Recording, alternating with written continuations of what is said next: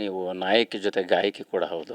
ಈ ಮುಖಾಂತರ ನಿಮ್ಮ ಒಂದು ಸಿನಿಮಾದ ಹಾಡನ್ನು ಒಂದೆರಡು ಸಾಲು ಗುನ್ಗೋದಾದ್ರೆ.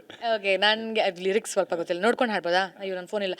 ಓಕೆ, ಸುಮ್ಮನೆ ಹಾಗೆ ಒಂದು ಈಗ ನನ್ನ one of the favourite songs, ಅರರೆ ಎಂಥದೋ ರಗಳೆಯಾಗಿದೆ ಅವನ ನೋಡಿದ ಕೂಡಲೇ, ಹಸಿದ ಕಂಗಳು ಬಲೆಯ ಬೀಸಿದೆ ಹುಡುಕಬಾರದೆ ಸುಮ್ಮನೆ, ಈ ಹವಾಮಾನ ಬಿಗುಮಾನ ತಂದು ಸೋಕಿದೆ ಈ ಅನುರಾಗದ ನೋವಾದ ನೀನೇ, ನಿನ್ನ ನಯವಾದ ನೋಟಾನೇ ಬಲು ಸ್ವಾದ, ನಾ ಹೇಗೆ ಬಾಳಲಿ ಹೇಳು ಆಲ, ಏ ಮಾರಾಯ ಎಂತ ಗೊತ್ತಾ ನೀ ಏತಕ್ಕೆ ಬರ್ತಾ ಬರ್ತಾ ಈ ಮಂಡೆನೆ ಹಾಳಾಗಿದೆ ನಂಗ್ಯಾಕೆ ಬೇಕಿತ್ತ, ಏ ಮಾರಾಯ ಎಂತ ಗೊತ್ತಾ ನೀ ಎಂತಕ್ಕೆ ಬರ್ತಾ ಬರ್ತಾ ಈ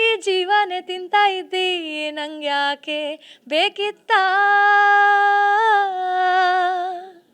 ಥ್ಯಾಂಕ್ ಯು ಸೂಪರ್. ಹಾಗೆ ಮನೆಯಲ್ಲಿ ಕೆಲವೇ ದಿನಗಳಲ್ಲಿ ಜನರ ಮುಂದೆ ಸಿನಿಮಾ ಬರ್ತಾ ಇದೆ, ಏನು ಹೇಳ್ತೀರಿ? ನವೆಂಬರ್ 21ನೇ ತಾರೀಕು ನಮ್ಮ ಸಿನಿಮಾ ಮಾರ್ನಮಿ ನಿಮ್ಮೆಲ್ಲರೂ ಹುಡ್ಕೊಂಡು ಬರ್ತಾ ಇದೆ ಎಲ್ಲ ಥಿಯೇಟ್ರಲ್ಲೂ.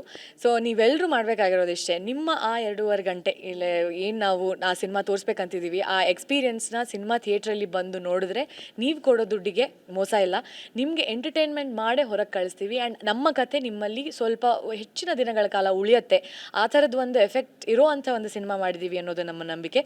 ತುಂಬ ಚೆನ್ನಾಗಿ ಮೂಡಿ ಬಂದಿದೆ, ನಾನು ಗ್ಯಾರಂಟಿ. ಸೊ ನೀವು ಬಂದು ನೋಡಿ, ಅದು ನಿಮಗೂ ಹಾಗೆ ಅನಿಸುತ್ತೆ.